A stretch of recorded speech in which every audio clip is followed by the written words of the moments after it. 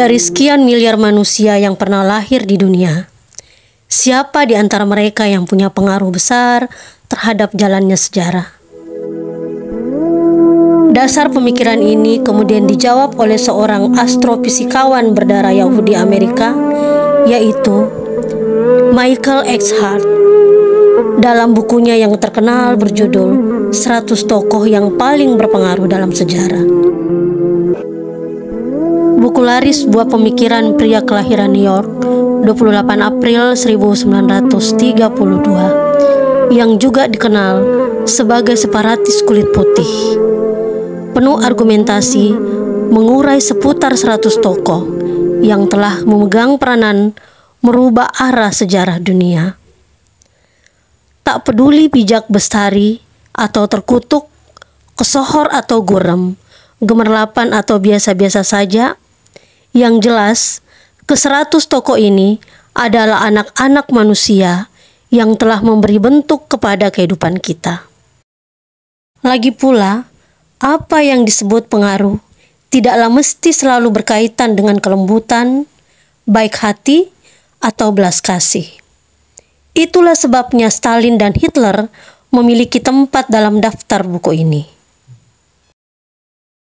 Kemudian, pilihan jatuh kepada Rasulullah Muhammad SAW. Dalam urutan pertama, daftar 100 tokoh yang paling berpengaruh dalam sejarah, yang sepertinya mengejutkan dan menjadi tanda tanya bagi sebagian orang. Namun, Michael X. Hart berpegang pada keyakinan bahwa Rasulullah Muhammad SAW adalah satu-satunya manusia dalam sejarah yang berhasil meraih banyak kesuksesan luar biasa, baik dalam ranah keagamaan maupun ruang lingkup duniawi. Michael X. Hart berargumen dan memulai gambaran bahwa Rasulullah Muhammad SAW berasal dari keluarga sederhana. Kemudian, menegakkan dan menyebarkan salah satu agama terbesar di dunia. Dan pada saat yang bersamaan, tampil sebagai seorang pemimpin tangguh, tulen, dan efektif. Kini, berabad-abad setelah wafatnya beliau, pengaruhnya masih tetap kuat dan mendalam sekaligus sangat berakar. Kemudian dilanjutkan bahwa sebagian besar dari orang-orang yang tercantum di dalam buku 100 tokoh paling berpengaruh di dunia merupakan makhluk beruntung karena lahir dan dibesarkan di pusat-pusat peradaban manusia, berkultur tinggi, dan tempat interaksi banyak bangsa dalam pergulatan politik.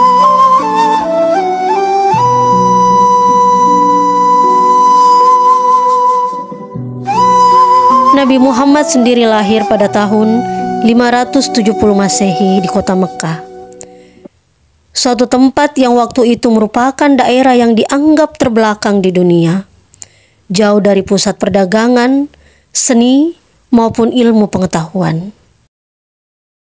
Nabi Muhammad menjadi yatim piatu di umur 6 tahun, dibesarkan dalam lingkungan yang sederhana dan rendah hati. Bahkan, sumber-sumber Islam menyebutkan bahwa Nabi Muhammad juga seorang buta huruf. Umumnya bangsa Arab saat itu tak memeluk agama tertentu, kecuali menyembah berhala. Di kota Mekah, ada sejumlah kecil pemeluk agama Yahudi dan Nasrani. Dan besar kemungkinan dari merekalah Nabi Muhammad untuk pertama kalinya mendengar perihal adanya satu Tuhan yang Maha Kuasa, yang mengatur seantero alam. Tak kala berusia 40 tahun, Nabi Muhammad yakin bahwa Tuhan yang Maha Esa menyampaikan sesuatu kepadanya dan memilihnya untuk jadi penyebar kepercayaan yang benar.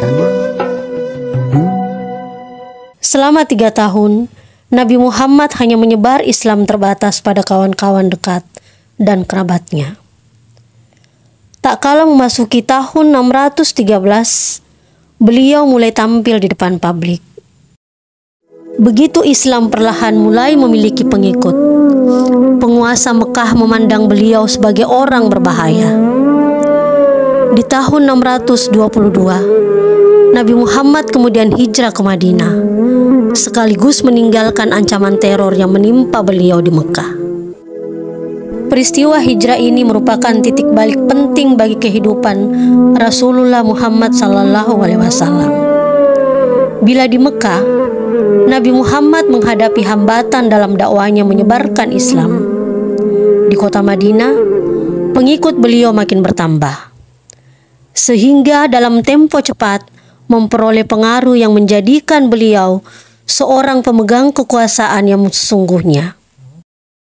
Di kota Madinah, pengikut beliau makin bertambah, sehingga dalam tempo cepat memperoleh pengaruh yang menjadikan beliau seorang pemegang kekuasaan yang sesungguhnya, hingga kembali ke Mekah sebagai seorang yang sangat dicintai umatnya. Nabi Muhammad sebagai panutan umat menyaksikan sendiri kemajuan luar biasa dalam hal cepatnya suku-suku Arab memeluk agama Islam. Dan saat Nabi Muhammad wafat tahun 632, beliau telah memastikan dirinya selaku penguasa efektif seantero Jazirah Arab bagian selatan. Sebenarnya, suku-suku Arab punya tradisi turun-temurun sebagai prajurit-prajurit yang tangguh dan berani. Tapi jumlah mereka tidaklah banyak dan senantiasa tergoda perpecahan dan saling bertikai satu sama lain. Itu sebabnya mereka tidak bisa mengungguli tentara dari kerajaan-kerajaan yang mapan di daerah pertanian di belahan utara. Tapi Nabi Muhammadlah orang pertama dalam sejarah, berkat dorongan kuat kepercayaan kepada keesaan Tuhan, pasukan Arab yang kecil itu sanggup melakukan serentetan penaklukan yang mencengangkan dalam sejarah manusia. Para kafilah Arab seolah-olah tidak akan mampu bertahan diapit kekaisaran Persia di timur dan Bizantium dengan Konstantinopel sebagai pusatnya di barat. Namun, di medan pertempuran, kedatangan pasukan Arab yang semangat membara dengan sapuan kilat dapat menaklukkan Mesopotamia, Syria, dan Palestina. Pada tahun 642, Mesir direbut dari genggaman kekaisaran Bizantium, dan sementara itu, bala tentara Persia ditundukkan dalam pertempuran yang amat menentukan di Kadisia tahun 637 dan di Nehaven tahun 642.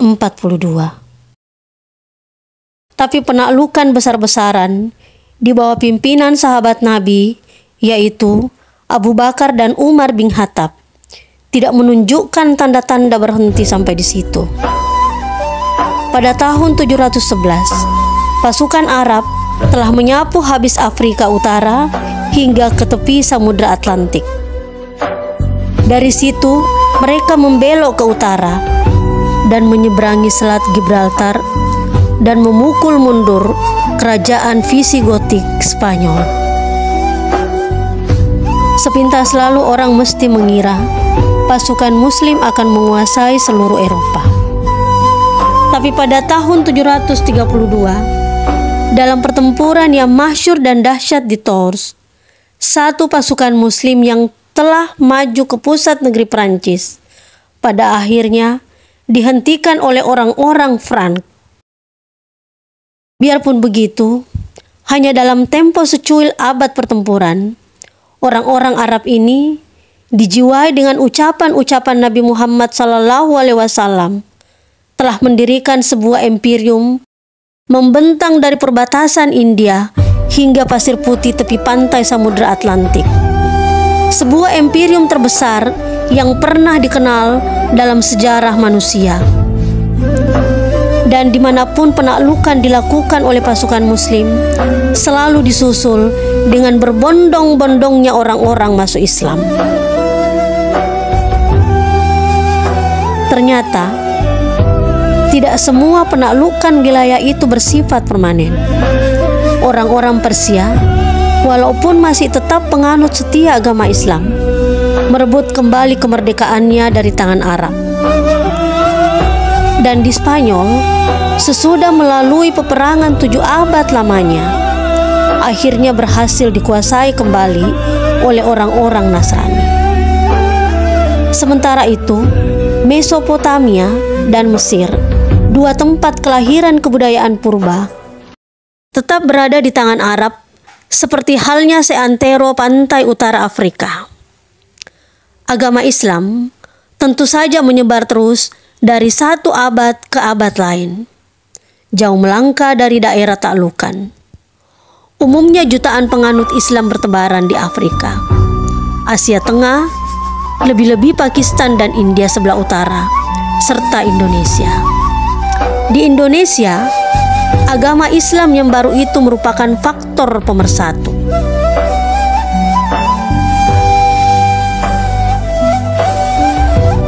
Lalu, apa sebenarnya pengaruh Nabi Muhammad SAW yang paling mendasar terhadap sejarah umat manusia? Seperti halnya agama lain, Islam punya pengaruh luar biasa besarnya terhadap para penganutnya. Itu sebabnya mengapa penyebar-penyebar agama besar di dunia semua dapat tempat dalam buku ini.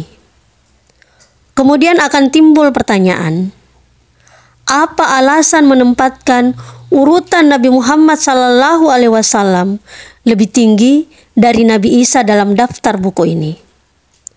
Padahal, bila diukur dari semata-mata sudut agama, tampaknya pengaruh Nabi Muhammad setara dengan Nabi Isa dalam sejarah kemanusiaan sebagai penerima wahyu. Kemudian, Michael Eckhart mengemukakan 2 alasan pokok yang jadi pegangan beliau. Pertama, Nabi Muhammad memainkan peranan jauh lebih penting dalam pengembangan Islam ketimbang peranan Nabi Isa terhadap agama Nasrani. Biarpun Nabi Isa bertanggung jawab terhadap ajaran-ajaran pokok, moral dan etika Kristen, hingga sampai batas tertentu berbeda dengan Yudaisme, Santo Paul merupakan tokoh penyebar utama teologi Kristen dan penulis bagian terbesar dari Perjanjian Lama. Sebaliknya, Nabi Muhammad bukan hanya bertanggung jawab terhadap teologi Islam, tapi sekaligus juga terhadap pokok-pokok etika dan moralnya. Tambahan pula, beliau pencatat kitab suci Al-Quran yang berisi kumpulan wahyu kepada Nabi Muhammad yang berasal langsung dari Allah. Sebagian terbesar dari wahyu itu disalin dengan penuh kesungguhan selama Nabi Muhammad masih hidup dan kemudian dihimpun dalam bentuk yang tak tergoyahkan tak lama sesudah beliau wafat. Al-Quran dengan demikian berkaitan erat dengan pandangan Nabi Muhammad serta ajaran-ajarannya karena beliau bersandar pada wahyu Tuhan. Sebaliknya, tak ada satupun kumpulan yang begitu terperinci dari ajaran-ajaran Nabi Isa yang masih dapat dijumpai di masa sekarang. Karena Al-Quran bagi kaum muslimin sedikit banyak sama pentingnya dengan Injil, pengaruh Nabi Muhammad dengan perantaraan Al-Quran teramat besar. Bahkan kemungkinan pengaruh Nabi Muhammad dalam Islam lebih besar dari pengaruh Nabi Isa dan Santo Paul dalam dunia Kristen digabung jadi satu. Selanjutnya, berbeda dengan Nabi Isa, Nabi Muhammad bukan semata pemimpin agama, tetapi juga pemimpin duniawi. Fakta menunjukkan bahwa Nabi Muhammad merupakan kekuatan pendorong terhadap gerak bangsa Arab untuk memasuki banyak kota. Sampai di sini, pengaruh kepemimpinan politik beliau berada dalam posisi terdepan sepanjang waktu. Dari berbagai peristiwa sejarah, orang bisa saja berkata Hal itu bisa terjadi tanpa kepemimpinan khusus dari seseorang yang memimpin mereka. Misalnya, koloni-koloni di Amerika Selatan mungkin bisa saja membebaskan diri dari kolonialisme Spanyol walau Simon Bolivar tak pernah ada di dunia. Tapi, misal ini tidak berlaku pada gerak penaklukan yang dilakukan bangsa Arab. Tak ada kejadian serupa sebelum Nabi Muhammad dan tak ada alasan yang membenarkan bahwa penaklukan bisa terjadi dan berhasil tanpa Nabi Muhammad. Satu-satunya kemiripan dalam hal penaklukan dalam sejarah manusia di abad ke-13 yang sebagian terpokok berkat pengaruh seorang Genghis Khan. Penaklukan Mongol oleh Genghis Khan, walau lebih luas jangkauannya ketimbang apa yang dilakukan bangsa Arab, tidaklah bisa membuktikan kemapanan, dan kini satu-satunya daerah yang diduduki oleh bangsa Mongol hanyalah wilayah yang sama dengan sebelum masa Genghis Khan. Ini jelas menunjukkan beda besar dengan penaklukan yang dilakukan oleh bangsa Arab.